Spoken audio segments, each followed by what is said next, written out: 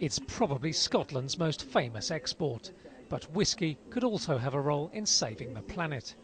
Edinburgh firm Celtic Renewables produces biobutanol, a fuel that can power cars from the unwanted residue of whisky production. In the production of whisky, less than 10% of what comes out of the distillery is actually the primary product. The bulk of the remainder are these unwanted residues, pot ale and barley.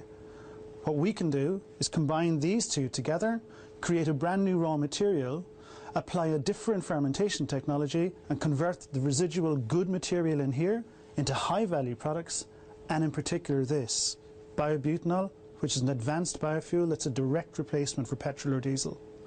The company has readapted a century-old fermentation process called acetone butanol ethanol, abandoned in the era of cheap gasoline.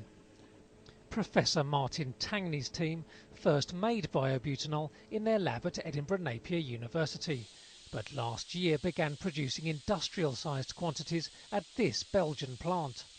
An £11 million UK government grant will allow it to build its own bespoke biofuel plant in Scotland. Tangney says its fuel is more powerful and advanced than bioethanol, which is produced from sugarcane or corn. So inherently it has more energy, it has almost the same amount of energy as petrol, whereas bioethanol has only got 70% of it. You can store it and pipe it and use the existing infrastructure to distribute this, and in fact you do not need to modify an engine. So this is a genuine like-for-like substitution for oil or diesel. And moreover, the fuel is not restricted to automobiles. It's currently being trialled in shipping industry and is a very good base unit for jet fuel.